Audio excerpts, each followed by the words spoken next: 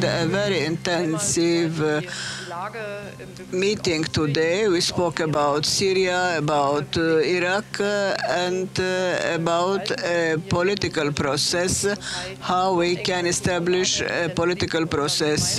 Turkey and Germany have to work together to collaborate because we want to find very good solutions, especially for the refugees. We want them to come back to their countries because nobody is happy to leave his country because of war or because of violence. We will continue to work together to find solutions to this issue because at the end of the day, these efforts are important for peace for our countries. As Turkey is hosting so many refugees, there's a lot that needs to be done, and I would like to thank her for the solidarity that Germany has shown to Turkey. We have, as you know, suffered terrorism, and we lost 100 people in the terrorist act, and I thank Mrs. Merkel for expressing her condolences. Angela Merkel has now moved on to the Maybain Palace in Istanbul, where she's due to meet President Erdogan. TRT's Annalise Borges is there now, and she joins us live. Annalise, it was a very collegial press conference with both Merkel and Davutoglu praising each other for their human approach to the refugee crisis. But give us some of the main points of what actually came out of their meeting and what concrete steps they may take next.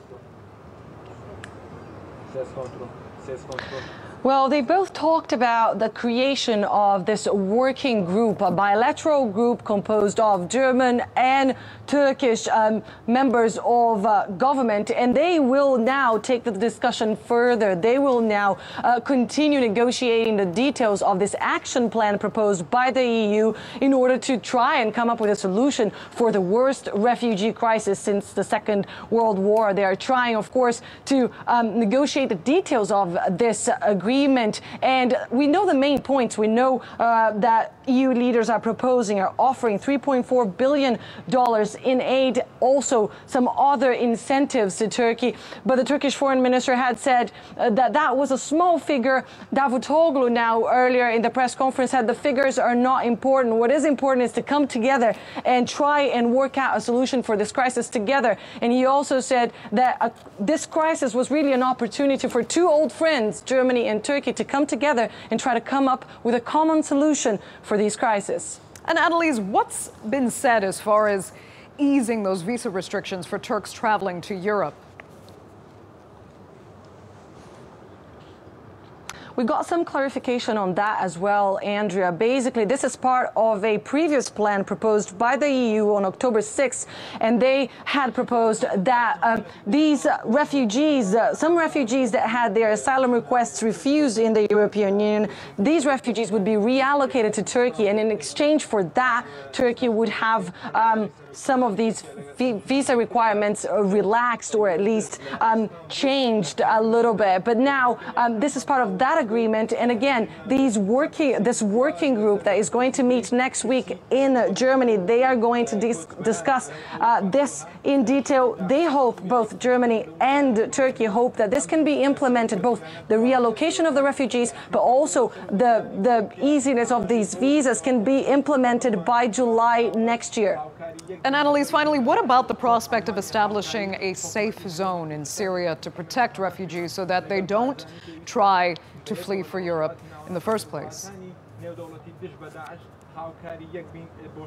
That has been one of the most controversial points in the discussion that has been, they have been talking about it for a long time now. Turkey has insisted that that is really the only way to help protect the southern border, but also to try and protect some of the Syrian refugees who are fleeing the war.